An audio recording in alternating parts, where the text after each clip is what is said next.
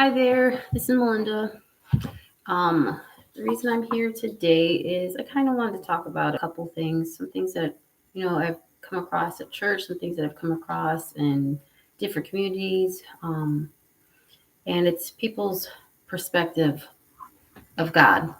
So let me close this. It's really bright. Yep, now it's too dark. Okay. So anyhow, I've been wondering lately things that have been preventing me from moving forward in the direction that I want to go in and likely preventing other people from moving forward in the direction they want to go in. If I don't mean this to sound harsh, but this is something I've noticed for myself. And I realized maybe I was glorifying my trauma, giving it, a pedestal to sit on. My focus was always on that and what I've gone through to the point where it was really making me take my eyes off of the Lord and really making me take my focus off of God. And even when I was trying my best to be devout and faithful, there was like something preventing me. There was a block, and I just couldn't seem to get past that. And it seems like the only way through it and the only way to get past it is you have to just, at a certain point, you have to just deny yourself of the self. There's a lot of, trying to go on a lot of healing journeys, trying to resolve and work through my trauma. And this is years and years and years in the works. And I don't know if I ever will get past all the trauma. But there comes a point where you just have to say, it's there.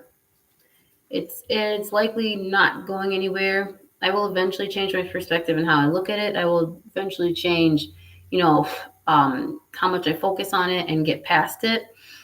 But as of right now, um, it hasn't left my side. It's still on my mind, but I have to deny myself of the self, if that makes any sense. Because if I keep reflecting on me and my life and what I've gone through, I'm never going to move forward.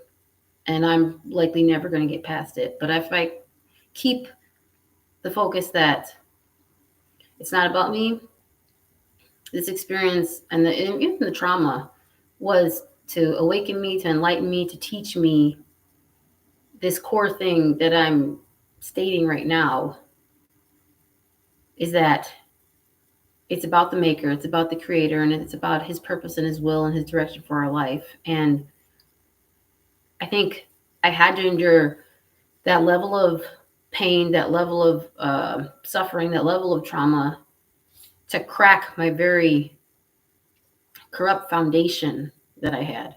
There was no other way around it. So now I'm living with the pain of the cracking, the pain of the shattering of that foundation, but I'm also realizing it's okay. And then that was the only way. To some extent, the narcissistic abuse that I've gone through in my life, I wanted to hate them. And that's another reason why I was having a difficult walk with God, because I didn't want to forgive. And I know that that's the only way to cut the cord, to cut that bond, or you'll never be free of that person or, that energy and what it did to you. And you'll never be able to connect with your maker properly. So you have to let go of the impure so you can connect with and rejoin purity. So for me, I'm finally walking in that faith where I'm seeing that maybe it wasn't just a curse that they imparted on me. There was a blessing there. And for that blessing, them destroying my image of myself, at first I only saw the bad aspect of it, but now I'm seeing I should be grateful, because if it had not been through that suffering, through that trauma, abuse, whatever, I wouldn't have gotten to this point now where I can see, where I'm able to actually put my God first, where I'm actually making him my first love, where I'm actually moving out of my fear, following it, sometimes chasing it down so that I can, grab hold of the new things that God wants to do in my life. So if it wasn't for them to some extent, I wouldn't, be here now publishing what I am publishing today. So I think the remedy for those who have suffered at the hands of people like that, remember, everything has its place. To some people, you might not be the best experience. And to some people, you're a wonderful experience. And I think that happens at different times also.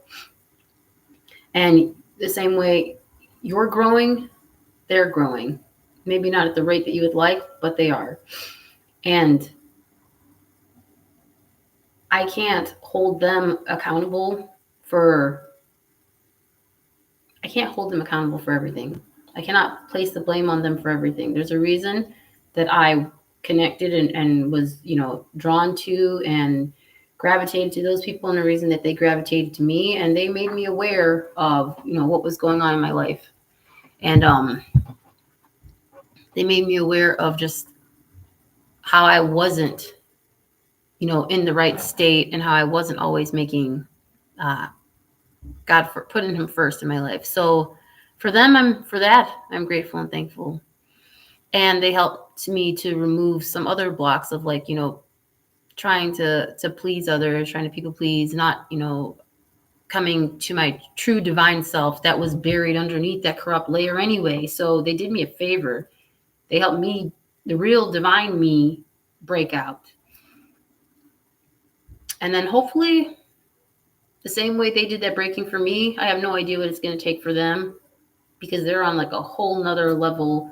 So they're going to need a divine breaking as well. And I pray that theirs will come, not in a mean way, but to remove the layers of insecurity and pride that have caused them to be so damaged, where they inflict such pain on other people.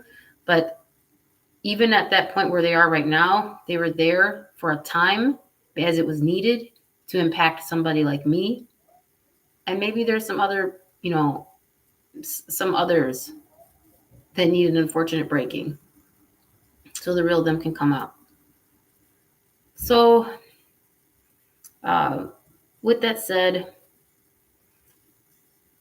to get past all this, I realized that the pain and the trauma and that stuff's never going to go away. But if I can just keep my focus on Jesus, if I can just keep my eyes on him, it's almost as if none of that matters anymore. Because now I get up with purpose. Now I get up with a strength. The depression still comes. The pain still comes. The stress still comes. Man, that light's bright.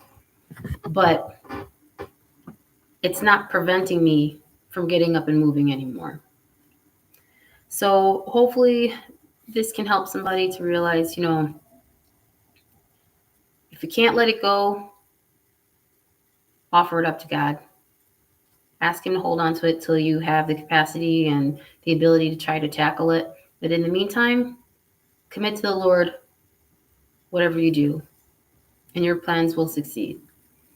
And commit to the Lord your mind, your heart, your body, your soul, and live for him, and it really will lessen the pain of the experience, and it really will provide new insight to the experience, and it will give you clarity and direction and purpose. You're walking in the correct timeline. You're walking in like a divine path now. So with that said, I hope it's able to help somebody, and take care.